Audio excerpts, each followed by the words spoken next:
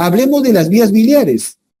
Las vías biliares, en primer lugar, ¿cómo se dividen? ¿Cómo se clasifican? Porque hay un montón de errores, ¿correcto?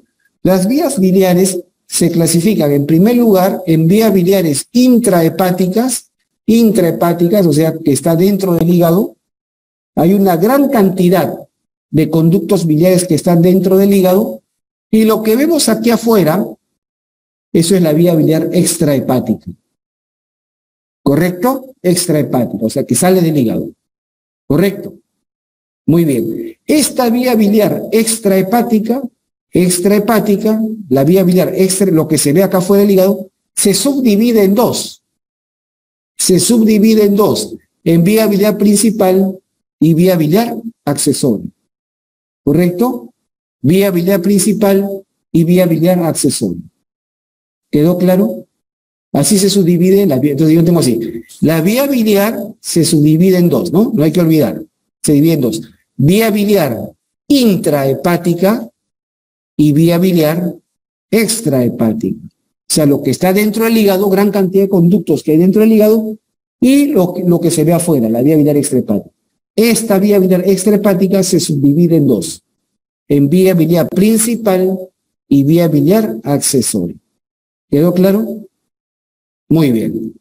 Perfecto. Ya lo tenemos. La vía biliar principal, ¿quiénes la constituyen? Acá lo vemos. ¿Quiénes la constituyen? Ahí está. Lo que vemos salir del pedículo. Tenemos acá en los conductos hepáticos derecho e izquierdo. El conducto hepático derecho, conducto hepático izquierdo. ¿Lo ven ahí o no? ¿Se ven ahí arriba? Conducto hepático derecho, conducto hepático izquierdo, se juntan y ¿qué forman? El conducto hepático común. Y más abajo del conducto hepático común, aquí abajo está el colédoco. Y ya sabemos nosotros que este colédoco baja. ¿Y dónde va a terminar? ¿Dónde va a desembocar el colédoco? Excelente. En la segunda porción del duodeno. Ahí va a vertir la bilis. A la segunda porción del duodeno. ¿Me dejó entender? La pregunta que siempre hago es, ¿por qué a estos componentes se les llama la vía biliar principal? ¿Por qué? Porque esta vía no debe sufrir interrupciones. Por aquí la bilis debe fluir libremente. No debe interrumpirse. ¿Me dejo entender? Porque si a través de esta vía ocurre una obstrucción, una alteración, un estasis de la bilis, esto va a producir lesión a nivel hepático, a nivel del hígado, porque el hígado está constantemente produciendo bilis. Si tú le tapas el único caño por donde está botando la bilis, vas a comenzar a generar una inflamación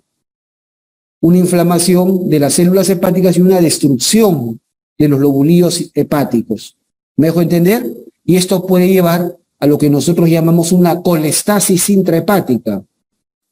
Una colestasis intrahepática que puede terminar en una insuficiencia hepática severa. Una insuficiencia hepática severa y el pobre paciente va a necesitar al final un trasplante de hígado. Y si no, se muere. Y como que los trasplantes no están a la orden del día tampoco. Son bastante difíciles de conseguir. ¿Correcto? Entonces, ¿quedó claro? Entonces, por eso se llama vía biliar principal, porque por esta la bilis debe fluir libremente, sin obstrucción. No hay que olvidar ese detalle. ¿Correcto? Muy bien. Por eso es que, por ejemplo, una pregunta, porque ustedes tan chiquitos, pues todavía están en ciencias básicas, ¿no? Pero una pregunta sobre todo para los de las clínicas son, ¿cuál es la causa más frecuente de colestasis intrahepática? O en pocas palabras, ¿cuál es la causa más frecuente de obstrucción de vía biliar principal? Piedritas, ¿no? Cálculos biliares, exactamente, cálculos biliares, las piedritas, los litos, ¿no? Los cálculos biliares se suelen formar con mayor frecuencia, ¿dónde? En la vesícula biliar. Es el sitio más frecuente digamos, de formación de cálculos biliares. El más frecuente es en la vesícula biliar.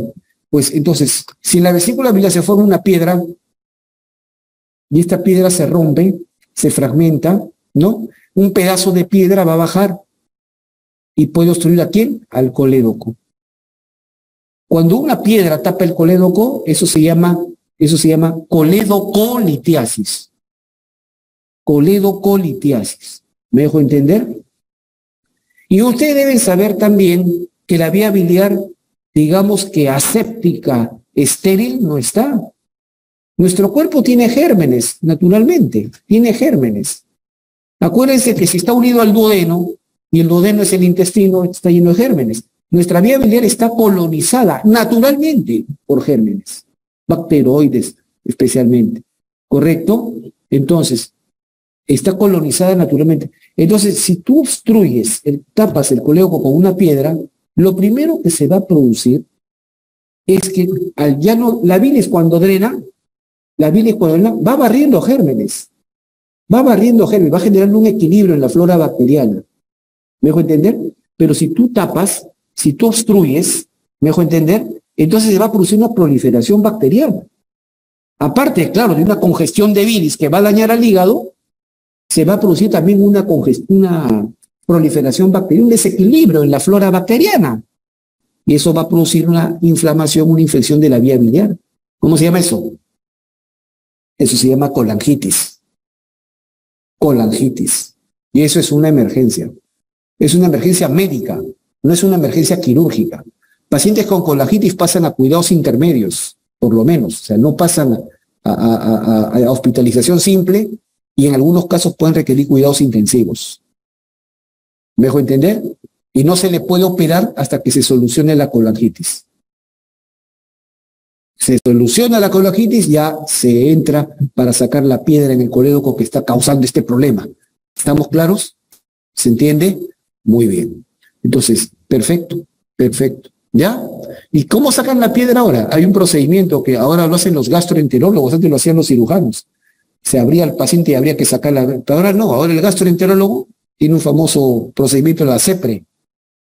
La CEPRE, ¿han escuchado? La CEPRE, la colangiopancreatografía, ¿no? Retrógrada endoscópica. Entra por endoscopía, baja por esófago, estómago, hasta que llega al duodeno. Se ubica frente a la segunda porción del duodeno con una videocámara. Obviamente los gastros se entrenan para eso, naturalmente, pues no es tan fácil. Tienen que entrenar. Entonces, se ubican con una cámara frente a la papila. ¿Se acuerdan la papila duodenal mayor?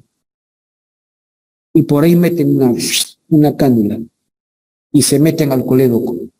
Encuentran la piedra, abren una canastilla, chapan la piedra y la sacan. Es un procedimiento sin abertura, no invasivo. Es una maravilla. Esa es la tendencia mundial actual. Entrar por orificios naturales. ¿Y para qué lo vas a abrir al paciente? ¿Correcto? A nadie le gusta quedar pues con una cicatriz. Y no solo eso, sino que las cirugías también causan luego adherencias, causan complicaciones con los años, ¿no? Entonces, no se hace cirugía por deporte, hay que saber hacerlo. ¿Ok? ¿Estamos de acuerdo? Entonces, miren, ese es el concepto. Cuando hay obstrucción de vía biliar principal, lo primero que se va a producir es una colangitis.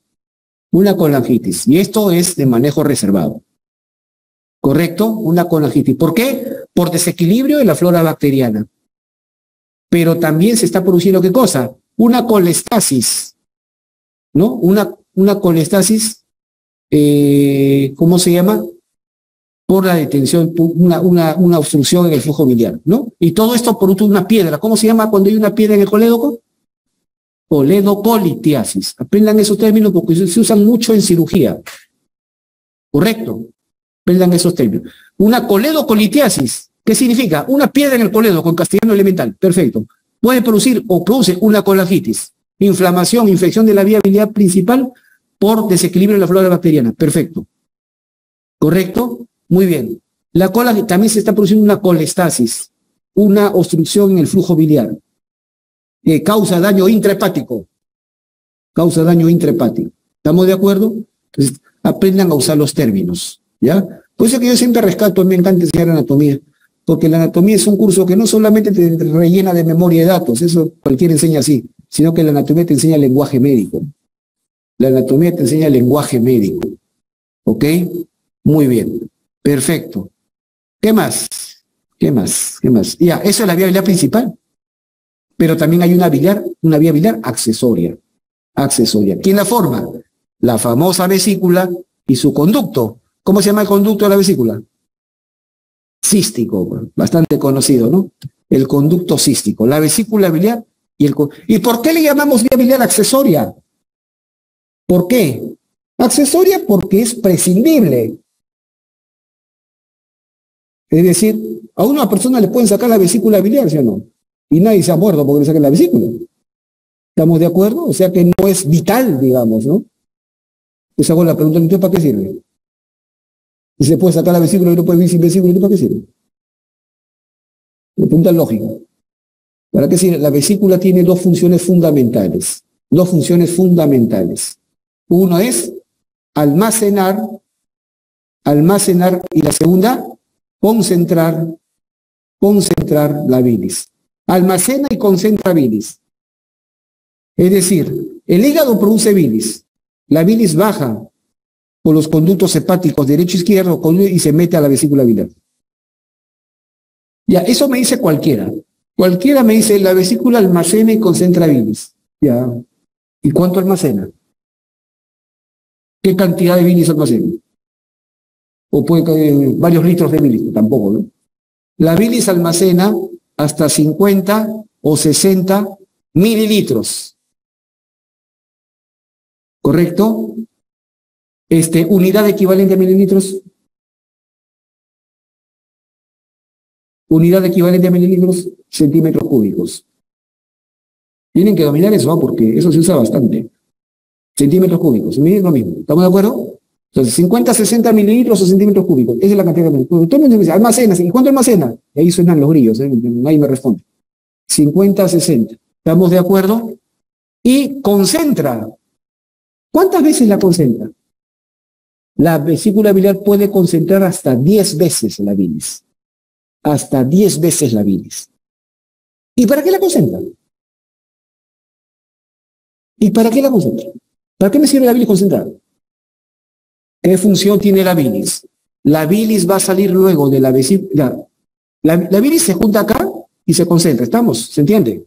Ya. Ahora imagínate que tu fin de semana, pues respectivo, tu sábado, tu domingo, tu reunión familiar. ¿Correcto? Y se empujan pues, un chancho al palo con harto tallarín, sal de todo lo... Comida harta en grasa. Cuando uno come comida en grasa, ¿estamos de acuerdo? ¿Se entiende? Entonces, cuando una persona ingiere una gran cantidad de grasa, entonces esa grasa llega al duodeno, va a llegar al duodeno, y ahí es cuando se requiere la bilis, ¿no? ¿Qué función hacía la bilis? Lo dijimos en la clase pasada, ¿no? ¿Qué función tiene la bilis? Excelente, ese es el término, esa es la palabra correcta. Emulsifica, excelente. Esa es la palabra correcta. Tienen que hablar correctamente como médicos.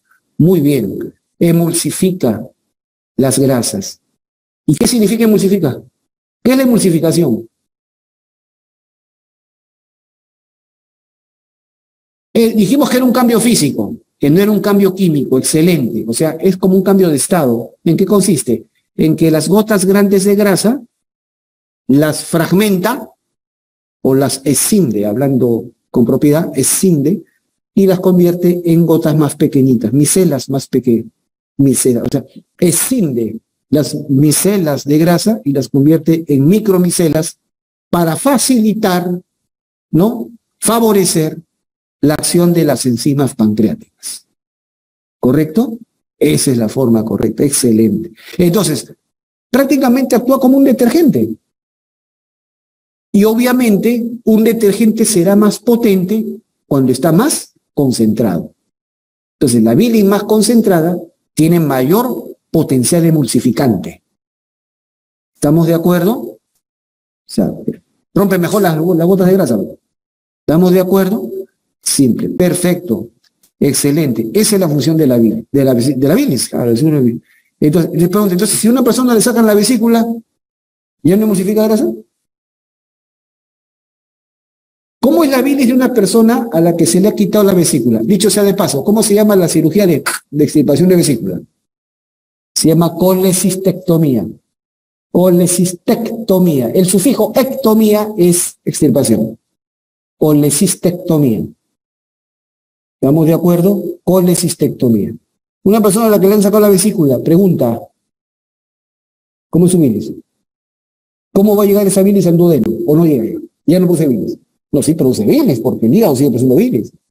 Pero va a llegar una bilis menos concentrada, o sea, más diluida, con menor poder emulsificante. Emulsifica, sí, pero no con tanta fuerza como cuando tiene vesícula.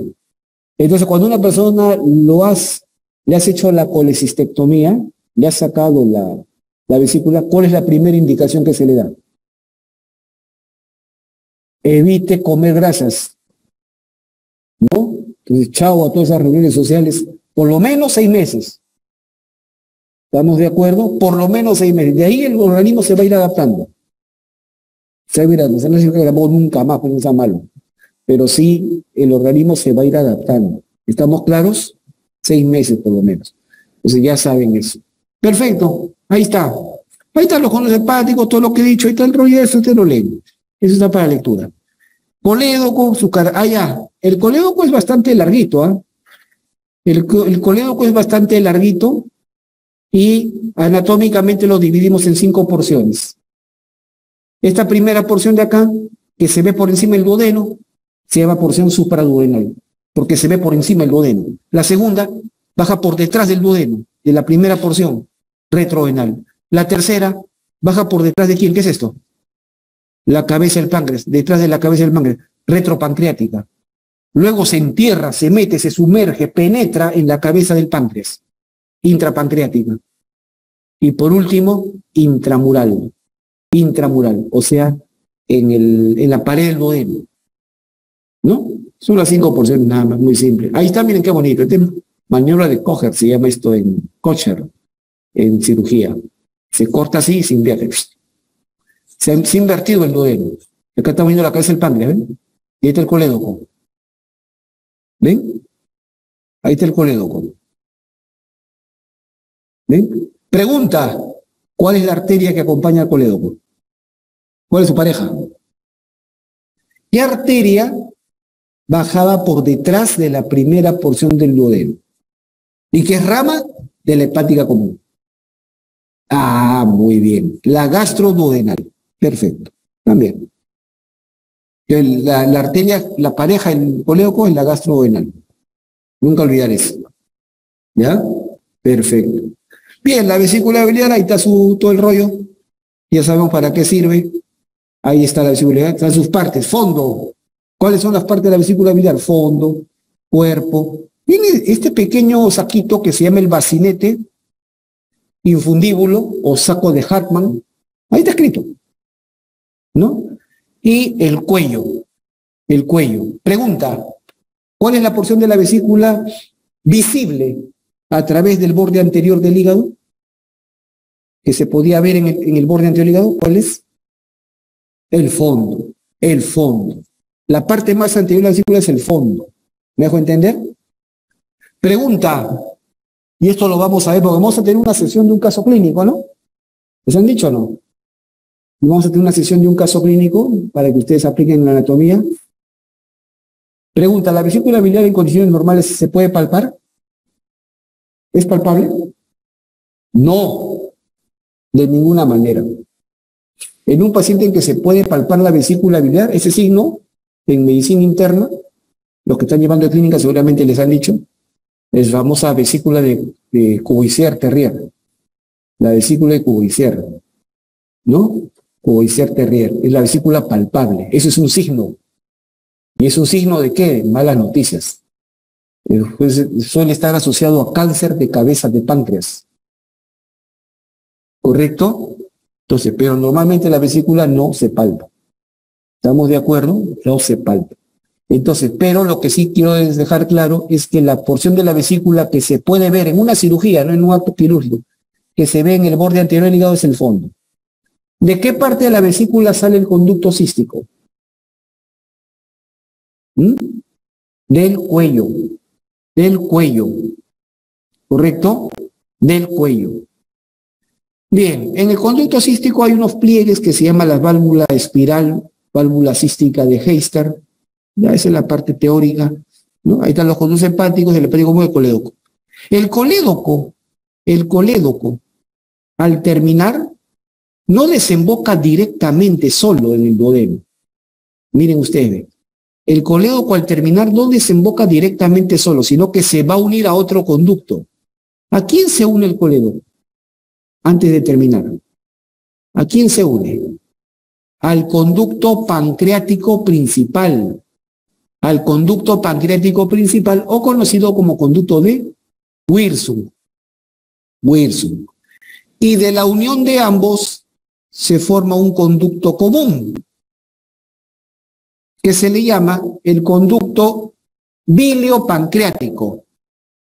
Biliopancreático o también colédoco pancreático.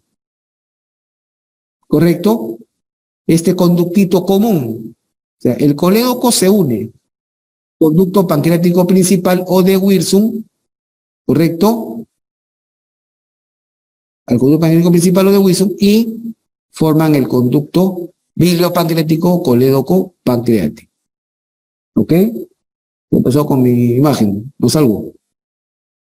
No sé si habrá alguna falla, no sé, no la verdad. Si habrá alguna falla de internet, no sé. ¿Ah?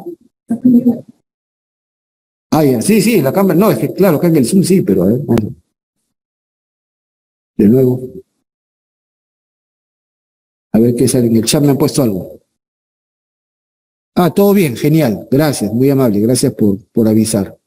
Gracias, perfecto. Entonces, como les contaba, el colédoco se une al conducto pancreático principal y forman el conducto colédoco pancreático biliopancreático.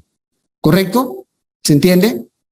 Este conducto colédoco pancreático biliopancreático, como ven ustedes acá, presenta normalmente un ensanchamiento, una dilatación. Este conductito común, este conductito, el colédoco pancreático biliopancreático presenta como un ensanchamiento.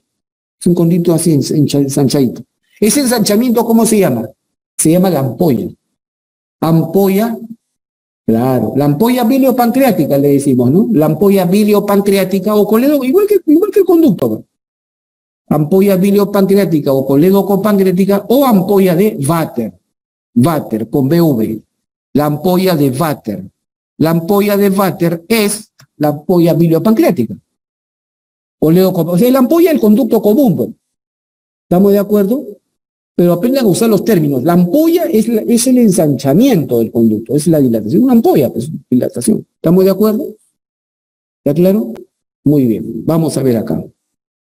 Ah, no, ya, miren, de una vez les digo también. Y esta ampolla de Vater va a estar rodeada por un músculo. Hay un músculo, un esfínter. Un esfínter que rodea la ampolla de Vater. ¿Cómo se llama? El esfínter ampular. Ampular. ¿Ya? O sea, porque rodea la ampolla. El esfínter ampular biliopancreático es el esfínter de Oddi. Oddi. Así como el amiguito de Garfield. Oddi. ¿Estamos de acuerdo? Muy bien. Sí, perfecto. ¿Ya? Nada más. Bien, en cuanto a la irrigación, ya les he dicho hace un rato, la arteria hepática, pero esto lo vamos a actualizar, ¿ah? Esto lo vamos a actualizar, pues, es un poquito antigua. Hace un rato ya dije que el hígado recibe sangre por dos fuentes, ¿no? Recibe sangre por la arteria hepática propia y por la vena porta. ¿Qué dije de la arteria hepática propia? Que la arteria hepática propia, ¿qué volumen de sangre lleva? 20 a 25% nada más. Y no de volumen sanguíneo, pero lleva del 75 al 80% de ¿qué?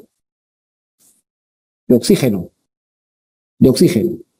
Por su parte, la vena porta, ¿qué lleva? Lleva la mayor cantidad de volumen de oxígeno, 75-80% de volumen sanguíneo, pero lleva solamente del 20 al 25% del oxígeno.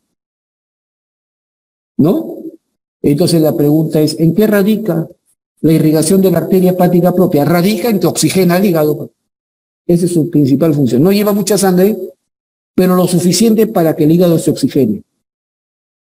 En cambio, la que lleva mayor volumen de sangre, mayor cantidad de sangre, 3 veces más, es la vena porta. 3 veces más que la arteria hepática. ¿Sí? ¿Estamos de acuerdo? Muy bien. Perfecto. Veamos la arteria hepática propia. La arteria hepática propia, ¿rama quién? Acá está la hepática. ¿Rama de quién? De la hepática común. ¿Cuándo deja de llamarse hepática común para llamarse hepática propia? Hepática común cuando da la que iba para abajo, la gastroduodenal. Cuando la hepática común da la gastroduodenal, cambia de nombre, ahora se llama hepática propia. ¿Correcto? No olvidemos cuando vimos arterias del estómago, cuando vimos irrigación del estómago, dijimos que de esta hepática propia salía la gástrica derecha o la pilórica, ¿no? ¿Se acuerdan? La irrigación de estómago. Y luego la hepática propia sube, sigue subiendo y se va a dividir en dos arterias. ¿Cuáles? Hepática derecha y hepática izquierda. O sea, esta es hepática común que suelta para abajo la gastroduodenal y después de soltar la gastroduodenal le cambiamos de nombre. Ahora le llamamos hepática propia. La hepática propia sube y se divide en hepática derecha y hepática izquierda. Recontra fácil. Y que en el colegio repite lo mismo. Sumamente sencillo. ¿Estamos claros? Pregunta. ¿Cuál es la arteria que cruza por detrás del conducto hepático común?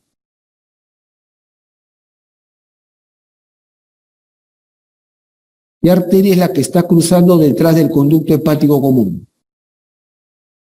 ¿No lo ven? La hepática derecha. La hepática derecha. ¿Me dejo entender? Y es la que más se acerca ¿a quién? A la vesícula biliar. Por lo tanto, de la hepática derecha, en la mayoría de los casos, no siempre, pues siempre hay variantes, estamos sujetos a variantes, de la hepática derecha sale esta famosa arteria, irriga la vesícula biliar. ¿Cómo se llama? La arteria cística. La arteria cística, la arteria de la vesícula biliar, suele ser rama, en la mayoría de los casos, de la hepática derecha. De la hepática derecha. ¿Correcto? La arteria cística. No se olviden. Sumamente, este suele ser un examen de concurso. La arteria de la vesícula biliar, la arteria cística suele ser rama de la hepática derecha. En la mayoría de los casos. ¿Ok? Bien, la vena porta hepática, ya lo hemos dicho varias veces.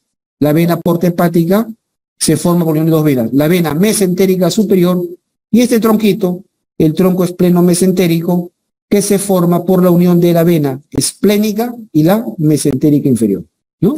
Entonces nosotros dijimos que la mesentérica superior se va a juntar con el tronco espleno-mesentérico y ese tronco espleno-mesentérico se forma a su vez por la unión de la esplénica con la mesentérica inferior y forma la vena porta. La vena porta en su camino recibe otras venitas, acá están las gástricas derecha e izquierda, ¿no? Las venas paraumbilicales.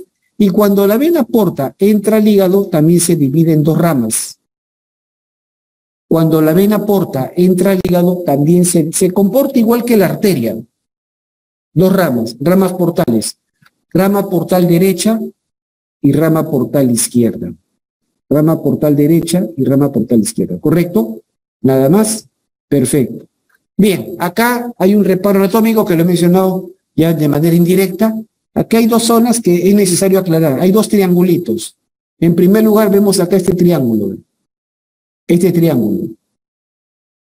Es el triángulo hepatocístico. Hepatocístico. ¿Por qué se llama hepatocístico? Porque uno de sus bordes es el hígado. Por eso tiene hepatocístico. O triángulo de Boudet. En cirugía biliar, en cirugía de vías biliares, se le llama el triángulo de seguridad quirúrgica. El triángulo de seguridad quirúrgica. Es decir, cuando el cirujano de vías biliares tiene dudas en el origen de la arteria cística, podría haber presentarse no sé, porque puede de repente sospecha de una variante, ¿no? O al ligar la arteria encuentra que de repente la vesícula no cambia de color al cerrar la arteria, pues de repente tienes dudas que no has ligado bien la arteria. Entonces abres bien, disecas bien, abres todo este triángulo. Por eso se llama el triángulo de seguridad quirúrgica. ¿Correcto? ¿Estamos de acuerdo? O triángulo, los anatomistas le decimos triángulo hepatocístico de Boudet. Sus límites, pues a la derecha está el conducto cístico. ¿Correcto? A la izquierda está el conducto hepático común y arriba está el hígado. Entonces, como uno de sus bordes es el hígado, hepatocístico, ¿correcto? Su contenido, ¿quién está atravesando este triángulo? ¿Quién vemos acá? La arteria cística, la arteria de la vesícula biliar. ¿Que suele ser rama de qué arteria? Suele ser rama de qué, ahí está, ¿ves? De la hepática derecha, ¿correcto? right, derecha, ¿no? Arteria hepática derecha. Muy bien, ¿correcto? Bien, pero dentro de este triángulo hay otro triángulo más pequeñito. Hay otro triángulo más pequeñito, este de acá. O sea, si yo le cambio el límite superior, si ya no considero arriba al hígado, sino cambio el límite superior acá a la arteria cística, entonces ahora estoy considerando este triangulito de acá abajo nada más. De acá abajo. ¿Se entiende? Ese es el triángulo cístico. Así nomás se le llama. El triángulo cístico o triángulo de Calot. Calot. Es el triángulo que se suele abrir nada más en la gran mayoría de cirugías de vesícula biliar. Se abre nada más ese triangulito y se encuentra la arteria cística y ¡clac! Se le liga. Porque para sacar la vesícula, para realizar la colecistectomía, primero tienes que hacer un clipaje de arteria cística. Tienes que cerrarla, si no vas a desatar una hemorragia. ¿Estamos de acuerdo? Tienes que hacer un clipaje, un clamp, un cierre de arteria cística, una ligadura de arteria cística. Y también del conducto cístico. ¿Ok? Entonces, generalmente los cirujanos con amplia experiencia o que tienen la seguridad de que la arteria cística tiene un origen bastante constante, entonces solamente abren el famoso triángulo de Calot. Sus límites, lo mismo, a la derecha el conducto cístico, a la izquierda el hepático común, pero arriba ahora es la arteria cística. ¿Correcto? Muy bien. Y hay un ganglio linfático y el ganglio de Mascagni.